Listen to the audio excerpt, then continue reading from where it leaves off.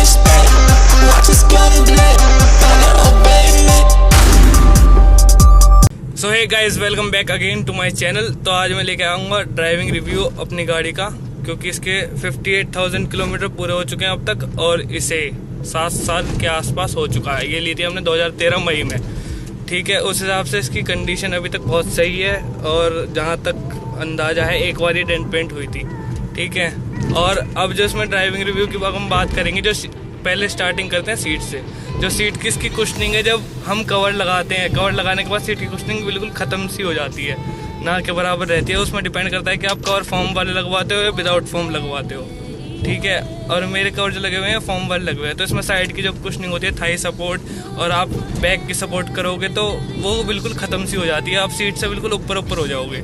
और अगर आप ये सीट कवर हटा दोगे तो सीट की कुशनिंग बिल्कुल ऐसी हो जाएगी जैसे बकेट सीट टाइप की सीट होती है, ठीक। अब बात करते हैं पिलर्स की। तो जो ए पिलर और बी पिलर की जो पोजीशन है, वो अभी तक अगर आप सीधे चलाओगे तो ऐसा कोई दिक्कत नहीं आने की, लेकिन आप जब टर्न लोगे राइट में या फिर लेफ्ट में, तो ये पिलर बीच में दिक्कत कर जाते हैं। कई सारी चीज़ें ऐसी होती हैं जो दिख नहीं पाती, तो उस वजह से थोड़ी बहुत दिक्कत आ जाती है। अब बात करते हैं बॉडी वेट की। तो बॉडी वेट तो वैगन आर का थोड़ा बहुत हल्का है ही, और नए वाली से तो ज़्यादा है बॉडी वेट इसमें। और अगर बात करोगे आप टर्निंग वगैरह की, तो टर्निंग में ज़्यादा कुछ दिक्कत आती नहीं है, लेकिन जो हैंडल है वो बहुत ज़्यादा टाइट हो जाता है, ठीक है। अगर आप लो उस पर या खड़ी गाड़ी पे हैंडल मोड़ोगे तो हैंडल बहुत ज़्यादा टाइट हो जाता है, तो उसमें थोड़ी बहुत दिक्कत आ सकती है आपको। जैसे अब मैं मोड़ रहा हूँ तो यहाँ पे हैंडल टाइट रहता है, हालांकि जो आजकल गाड़ी आ रही है उनका हैंडल इतना टाइट नहीं रहता, बिल्कुल हल्का सा रहता है। हाँ, स्मूथ कह सकते हो आप, स्मूथ रहता है। और गियर शिफ्टिंग में भी कोई दिक्कत नहीं आती। वो है कि जब आप हाई स्पीड पर गियर शिफ्ट करोगे तो आपको ये फील होगा, जब कट सी आवाज़ आती है गियर शिफ्ट करने में। जो नई गाड़ियाँ हैं, जो आजकल जो गाड़ी आ रही है, उनमें जब आप गियर शिफ्ट करोगे तो इतनी स्मूथनेस है कि आपको पता भी नहीं चलता कि आपने गियर कब डाल दिया। इसमें थोड़ा बहुत पता चलता है। और अगर आप बात करते हो दिन में स्टार्ट होने की ठंड के टाइम पे, तो मैंने जो नोटिस किया था, अब मेरे को ये दिक्कत आने लगी है कि जब मैं ठंड के टाइम पे स्टार्ट करता हूँ 1-2 दिन का रेस्ट लेने के बाद, तो जो बेल्ट की जो आवाज़ है मेरी आगे, वो बेल्ट की आवाज़ आने लग जाती है। और वो भी जब तक गाड़ी थोड़ी नॉर्मल नहीं होती, थोड़ी गर्म सी नहीं होती, जब तक बेल्ट की आवाज़ आती है इसमें, ठीक है। और यही बेल्ट की आवाज़ मेरे को एसी पे भी नोटिस होती है। जब मैं एसी पे गाड़ी चलाता हूँ तो गाड़ी ऐसा लगता है कि अब गाड़ी लोड ले रही है। लेकिन अगर पिकअप की बात करोगे, हाई पिकअप आपको सीएनजी में मिलेगा इसमें। अगर पेट्रोल के उस पर देखोगे भी आप पे, जब तक गाड़ी नहीं रहेगी, जैसे जैसे गाड़ी पुरानी होती चली जाएगी, आपका पिकअप भी वैसी तरह लो होता चला जाएगा, ठीक है। अगर आप हाई गियर पर उठा रहे हो गाड़ी और गाड़ी स्पीड कम है, जैसे आप स्टार्टिंग से दूसरे गियर पर उठाओगे तो आपको बेल्ट की नॉइस आएगी उसमें। और ऑब्वियस सी बात है यार, तुम 1 लीटर की गाड़ी दूसरे गियर पे तो उठाओगे नहीं, वो बहुत ही रेयर चांस होते हैं जब कहीं पे जरूरत हो। अगर ग्राउंड क्लियरेंस की बात करोगे, ग्राउंड क्लियरेंस की, तो अगर आप पीछे गाड़ी लोड रखोगे तो वो पीछे से गाड़ी थोड़ी बहुत लग जाती है, या थोड़ी बहुत आगे से भी लग जाएगी। और एक चीज़ और मैं बताऊँ आपको, जब लोडेड गाड़ी होती है तो उसमें बॉडी वेट ना, मतलब बॉडी रोल जो है बहुत ज़्यादा होता है। जब आप कट लेने की कोशिश करोगे 70-80 की स्पीड पे राइट हैंड साइड में या फिर लेफ्ट में कट लेने की कोशिश करोगे, तो पीछे जो बंदे बैठे हैं ना, उन्हें ऐसा लगता है कि गाड़ी पीछे से जिगजैग टाइप में हिल जाती है, ठीक है। वो चीज़ ना बहुत बेकार लगती है, इसे ही कहते हैं शायद बॉडी रोल इसमें बहुत ज़्यादा है, ठीक है। और आप अगर 80-90 की स्पीड पे साइड से टर्न ले रहे हो या फिर ओवर कट ले रहे हो, अगर अकेले हो तो फिर एक बार को गाड़ी हिल जाती है। लेकिन अगर लोडेड गाड़ी है तो पीछे से डिसबैलेंस टाइप सी हो जाती है। उस कंडीशन में आपको बहुत देख के कट लेना पड़ता है। हालांकि गाड़ी बहुत छोटी है, ठीक है, तो आप गाड़ी कहीं भी लेके चले जा सकते हो आराम से, लोकल वगैरह में कहीं भी आराम से लेके चले जाओ, ठीक है। और अगर पिकअप इसकी माइलेज की बात करोगे तो माइलेज से तो भाई सीएनजी है तो सभी को पता है माइलेज कितना अच्छा होगा, ठीक है। और इसमें एक फुल सीएनजी पे 7 किलो 100 ग्राम कुछ आती है, ठीक। और उसमें हम रुड़की पहुंच जाते हैं बड़े आराम से, और वो भी एसी पे, ठीक है। और उसमें स्पीड हमारी रहती है 90-100 मतलब 90-100 की स्पीड मेंटेन करके चलते हैं उसमें, तो ठीक ठाक माइलेज आ जाती है।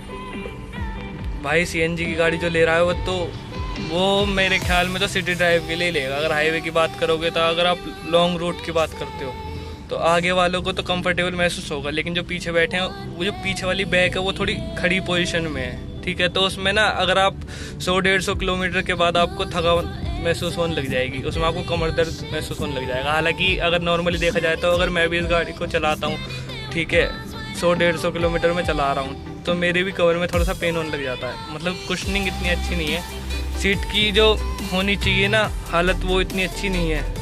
नई गाड़ी में भी ऐसा ही था, लेकिन अब पुरानी गाड़ी में भी ऐसा ही है। अब बॉडी ना बहुत ज़्यादा हल्की है, तो जब आप 80-90 की स्पीड पे ब्रेक मारोगे तो ब्रेकिंग ऐसी है इसकी, अगर जैसे आप ब्रेक मारते हो 80-90 की स्पीड पे बिल्कुल टाइट वाली, तो हम जो होते हैं वो आगे को खिसक जाते हैं, मतलब पूरी गाड़ी आगे को झुक जाएगी और आप भी आगे को पुश होगे, आगे की तरफ को खिंचोगे।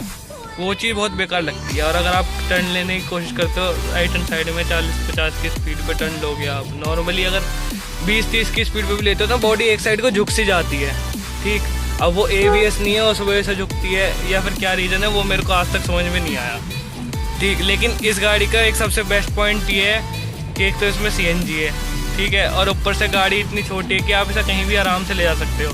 और वैसे अगर आप देखा जाए जाम में भी सबसे बेस्ट लगती है मेरे को ये, कहीं से भी आराम से निकाल लो।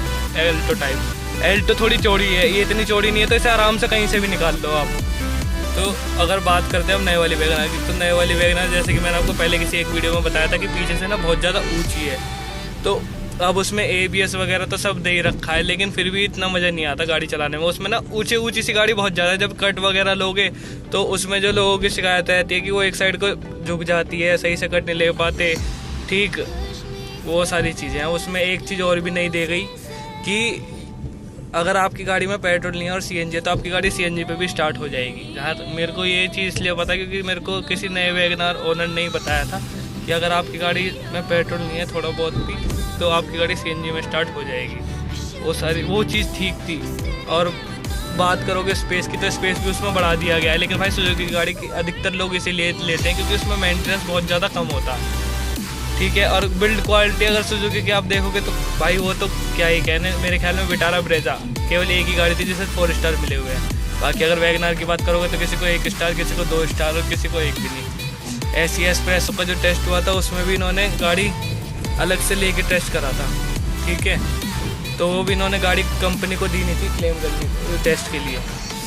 तो बाकी तो कहते हैं कि वैगनआर 7 सीटर में आएगी, आज तक तो आई नहीं है भाई, 3-4 साल हो गए, ठीक, और आगे भी क्या ही आएगी। और अब जो वैगनआर मिल रही है वो 1.2 लीटर इंजन में पेट्रोल में केवल, और 1 लीटर इंजन में CNG में, यही ऑप्शन है। मतलब CNG वाला जो इंजन है वो पुराने वाला ही मिल रहा है, ठीक है। तो बाकी अभी तक के लिए इतने रखते हैं, बाकी आगे मैं आपको बताता रहूँगा, ठीक है। और वीडियो अब इसकी आने चालू होएंगी। मैंने आपको पिछली वीडियो में कहा था कि इसकी सीरीज़ में अब स्टार्ट करूँगा, इसमें हम धीरे धीरे मॉडिफिकेशन करवाएंगे, ठीक है। तो वीडियोस देखते रहो और चैनल पर बने रहो। Thank you.